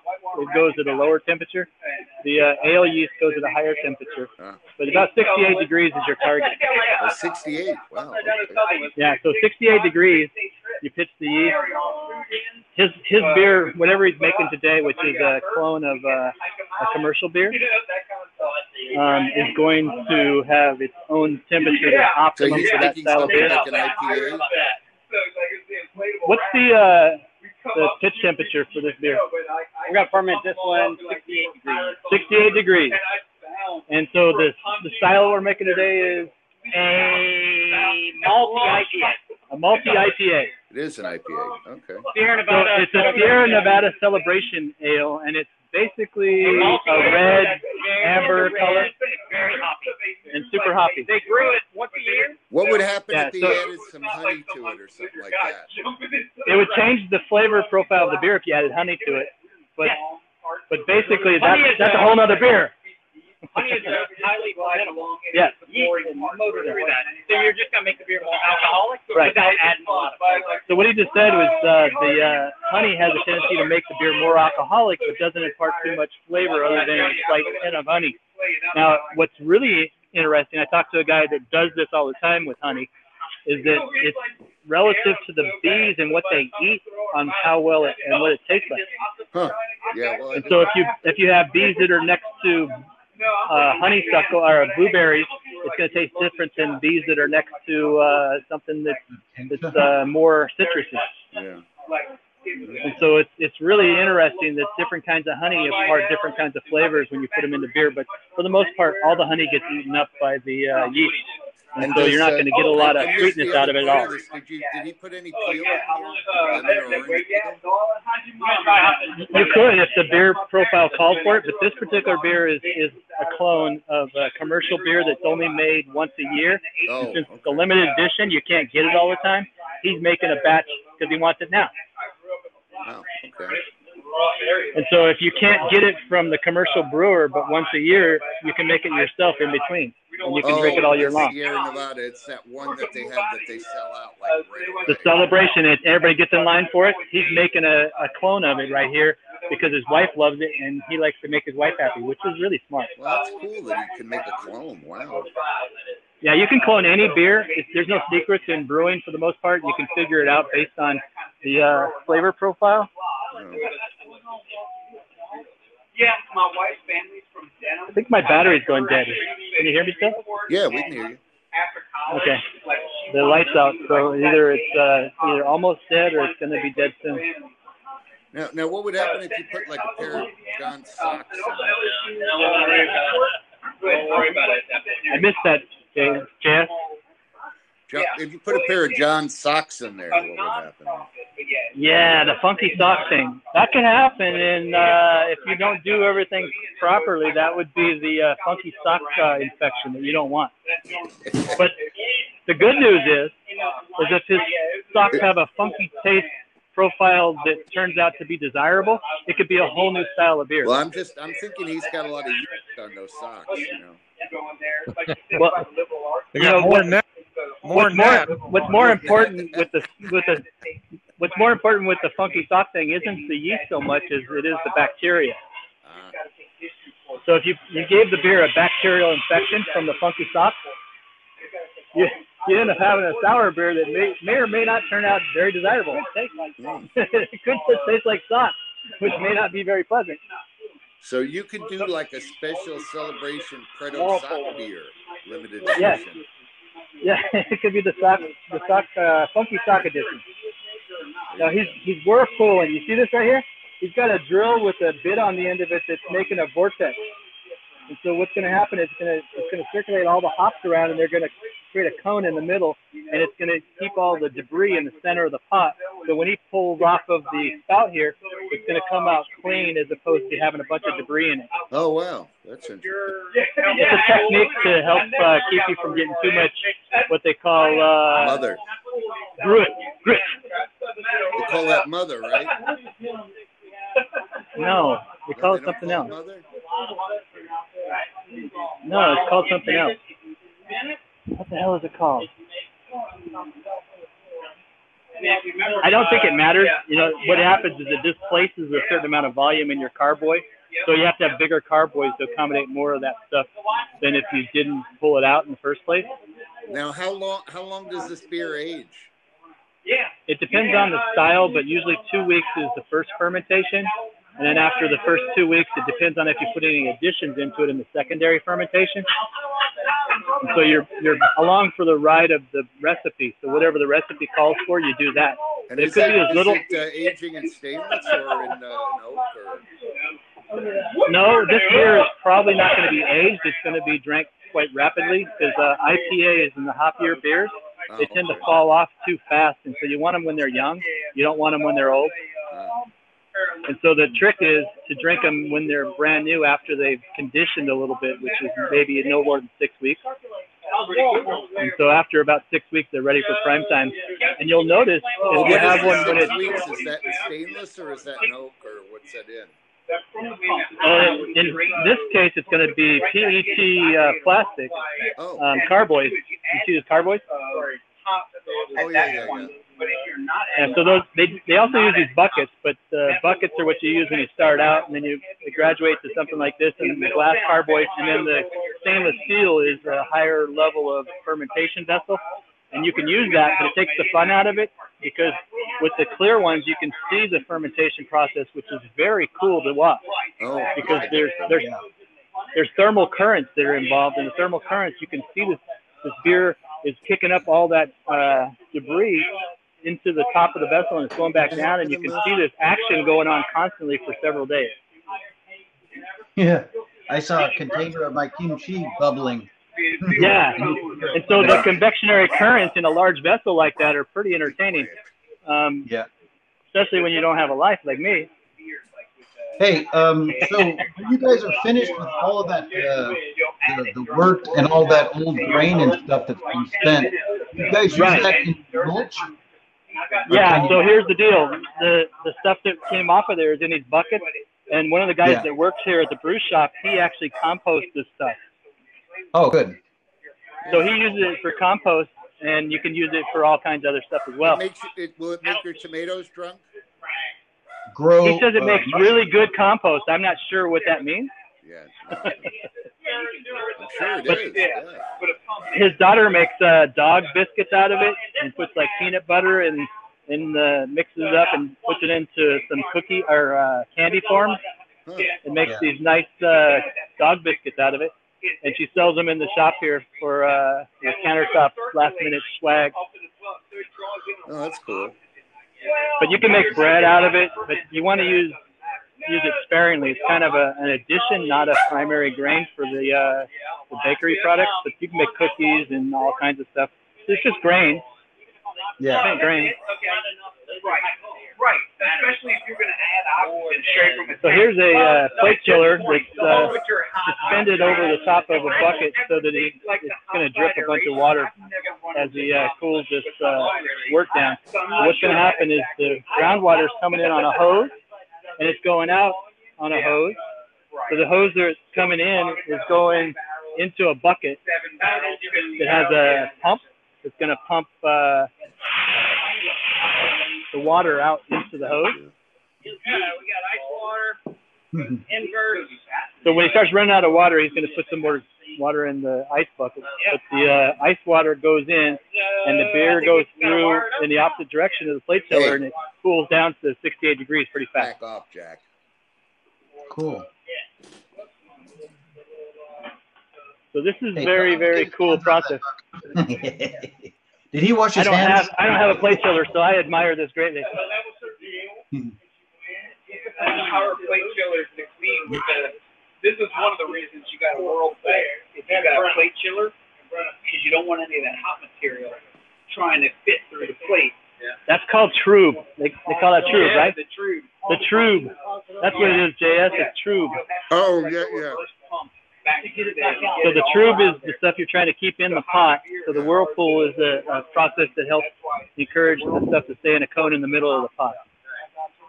Wow, I should start building equipment for you guys. I can weld on stainless steel. You know, if you started making fermentation vessels for me, I would be your friend for life. That's John how important that is. But that's something that it's fun to work with. But stainless steel is you got to be very accurate with stainless steel. Yeah, and he's currently using tri-clamp fittings for all this equipment, which are easy to put together. But he's sanitizing the ring, the gasket that goes in between the fittings. He's got a cup full of star sand, and he's soaking them in there. So everything at this point has got to be very, very sanitary because anything that gets in the beer at this point could cause problems. Yeah. I was just thinking about a design for a plate chiller that I could build with copper and stainless steel. Yeah. If you want to Google, How if you about want to Viagra, Google, Randy? if you want to Google a really good plate chiller, one that's kind of sort of like what you're talking about, Donald, look up the Hydra. That's a really good. Hydra plate chiller? No, it's not a plate chiller. It's an immersion chiller. It's just a copper coil like you're talking about. Okay. And so the company that makes that is crazy. They do all kinds of very, very cool designs for different sized kettles and different applications. But they're very, very passionate about it, and they spend way more time on bending copper than anybody I know. So I would pay attention to what they're doing because they probably set the bar pretty high. 80 to 60. But the beer going in, especially.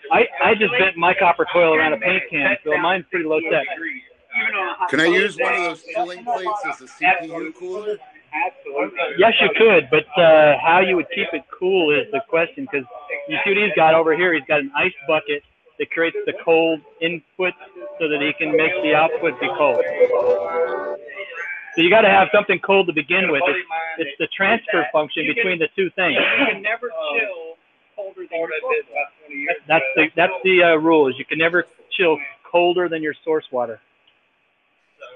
So it's not the right thing for cooling a computer, so per se, unless you had a containment unit that was constantly refrigerating, maybe like a glycol chiller, and then you were putting it through the plate chiller and you're sending cold water. I can use the water dispenser on the door of the refrigerator.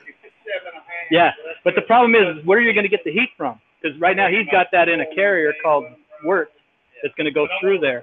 How are you going to get that heat to go through there from the computer? Plex. I'll use Plex tubing. But where's the heat going to come from? Is it going to be air, or is it going to be another liquid that you're running through the CPU? I'm going to dig down into the earth, and I'll use thermal thermonuclear power. Thermo displacement. Sunspots. We're going to harness sunspots. Thermal displacement. I think Anti-gravity amplifier. At a certain point, you're over-engineering this stuff, I bet. So what he's doing is he's dumping out some of the star sand, so it doesn't dilute the beer and cause the alcohol to be a different level. Randy, I could build one of those in a heartbeat. Literally. That thing is that Hydra. $159, right? I will test anything that you send me, and we will find out if you got game. And if you do, you can make a mint. We'll sell them right here at the brew store. Those Hydra, it's $159. Yeah. Oh. So you know as well as I do, the copper fluctuates in price, but it can't be that much. No, it's not that. That's not that expensive.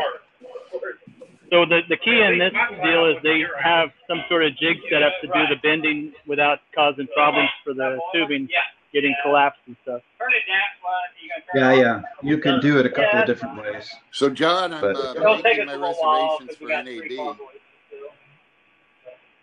NAB for 2019? Yep. You're going straight into that. What, April? Usually takes a minute and a half.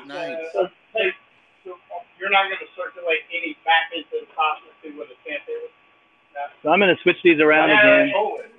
We actually, I can hook up a temperature controller right there. When I was watching something, I'm going to go to the Warriors game April 7th, and then Ann's going to drop me off at the bus stop on the way home. Or you got that, right? So you're going to ask. If he's going smug, yeah. I'll deal with it. I've got it. If it's too cold, you can let it warm up. Yeah, it's always better to go. Thermometer, I'm looking at it. But I thought I'd check. I'm going to see if Bobby wants to go again. Why not, right? Sure. Oh, Florida. Yeah. Otherwise, there's a guy in Santa Monica that I can hook up with there. Drive me. This water. Where's your That's where I'm from, JS. Oh. Yeah, you know you bend copper tubing without You're in Santa Monica. I'm a Santa Monica native. Sorry, Donald. What you're saying? You can bend the smaller copper tubing by pressurizing it. Okay. So we just yeah, I have all the equipment for that. Not fill that with cold water. Are you going to go to NAB? How many plates you got? I haven't been in years. Oh. That's a blister product as well. That's $200. I work in GPS, and that's not applicable for the most part, other than capturing the outreach events we do, which is why I have all this equipment. Well, for me, it's just fun.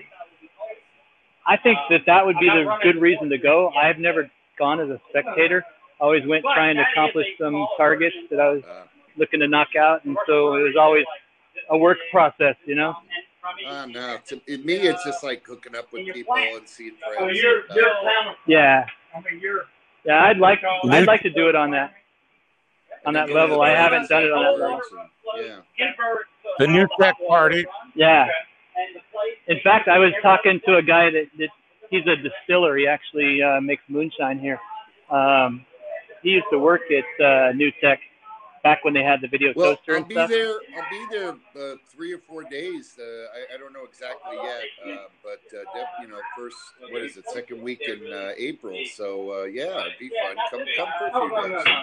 It would be fun. My son and daughter-in-law are scheduled to have a baby in that window, so depends on how that goes. Oh wow!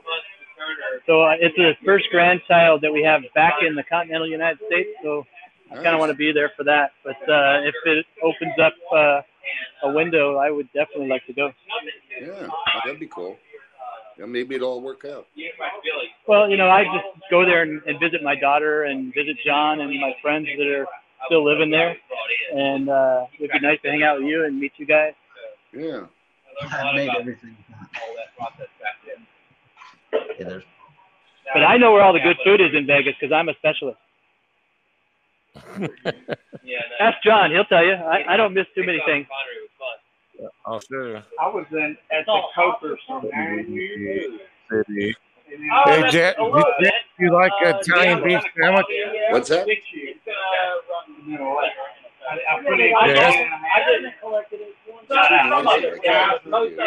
I can mute my mic. Hang on. What'd you say, John? I said Italian beef sandwich. Oh, that's one of my favorites. I got some in the freezer downstairs. That sounds. Or how about a Chicago hot dog? No, I think the Italian beef sausage. Make sure you get a lot of the au jus to dip it in. Yeah, of course, they ask you when you buy it. Do you want it dipped? Do you want it dipped? What are the three options, Randy? You want it dipped heavy. You want it dry. It's dry. It's dry. It's wet, or it's dipped, and the dip is submerged in soap. This is like that place, but no, this is in Vegas. Oh, okay. I didn't know if they had them there yet because they're in Arizona now. Yeah. So this place, the guy came from Chicago, and he opened up this place in Vegas, and it's very much right off of the freaking Chicago beef sandwich pipeline. He's got the Jordanaire sauce, the sweet peppers. You want it drenched and you want it with sport peppers, for sure. Oh, and the sport peppers is bonus, but he's got the Jordanaire sauce that's super hot. John said it's too hot. Yeah. That's such good stuff. This guy's problem is. Yeah, I have Portillo's in the freezer. Nice. Donald, you're making me jealous. The doctor's basically saying to this big guy, he says, he goes, the problem is your mouth is too big as in comparison to your anus. Oh, jeez. The input is surpassed the output. Yeah. By so what's happening with you, John? Are you feeling any better? I feel fine. I mean, I leak, but I feel fine. So the thing's still in you? No. I'm just I wear a tampon now. They took the catheter out. A man? Oh yeah, catheter. Man, Tom. Yes, a man pond. Man Tom. Which is fine. I have to lose weight. The doctor told me I have to lose weight because the belly's putting pressure on the bladder. Pretty much, you and I are not going to be getting mistaken for anorexics, John. Yeah, right.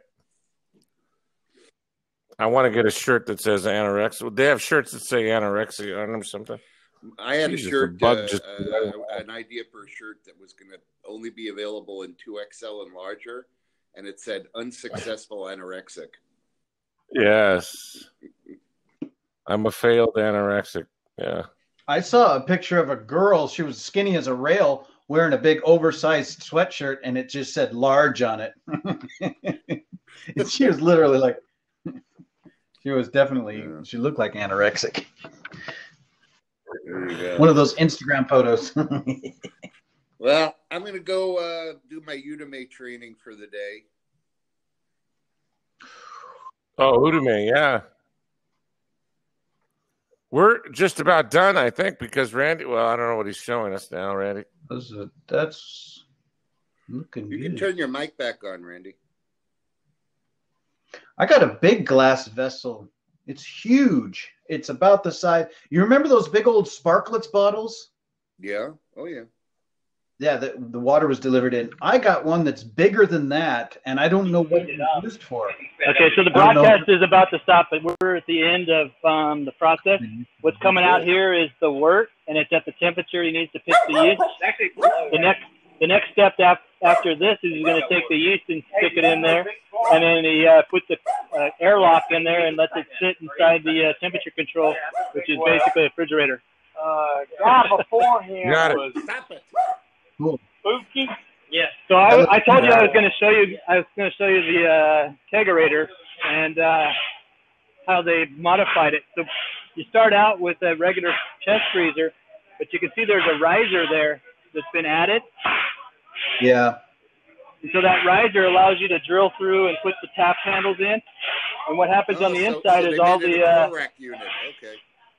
Oh, wow, that's awesome. Yeah, so it has individual regulators for each of the taps, so you can get the right pressure for each of the taps depending on the beer, because different beers serve at different pressures. And then you have regulator, just a manifold for distributing the CO2. And then he's got a separate one that goes to a nitrous. Oh, those were all those stainless steel cola syrup flasks. Yeah, so these are actually the kegs that you put them into. They've been repurposed. They used to use them for soft drinks, and the soft drinks don't use them anymore. So they've been repurposed. It used to be Coca-Cola, and now it's good beer. Maybe nobody really taught her. So all these are beers that are ready to go that have been or their containers have been ready to go, and they're going to put the finished beer into these containers, and they store the finished stuff in containers that are in the refrigerator. I don't know where that's at. Or here's some that are nice because those are smaller and easier to handle than the big kegs. Like I remember humping the kegs in for this place that I used to work. It was a pain in the ass because they were so heavy and bulky. Yeah, so that's the deal. There's two styles of these things. One of them skinnier and taller, and the other one's a little shorter and fatter. And one has a ball lock, and the others have a pin lock. So this is a pin lock. You can see the fitting on there has pins. Yeah. So those pins on the side is how it hooks on, and it clamps in, and it has a pressure release. And then down here we have more pin locks. And then the ones that are taller and skinnier are like this. And these are called. Well, enjoy your beer. I'm gonna jump out now. I'm catching you guys. Yeah, these are called ball locks. See you, JS. Cool. So basically, the difference is just the size and probably the distributor that they came from when they were making sodas from them. Yeah.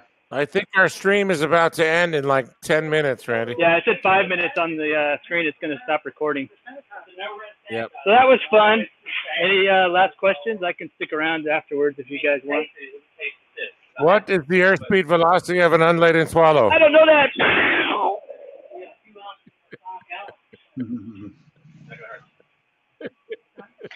Well, that was all right. I'm interesting. I'm signing off. Thanks, Donald. Yeah, that was an interesting tour of the factory. Fantastic. This is a hobby gone out of control, is what this is. But now, does he earn enough money from the beer sales and then also the kit sales that he can just do that full time? I'm not sure. Or is he a farmer? No, he's a software programmer. Oh, okay. Okay. So his day job is software developer, and then he has this on the side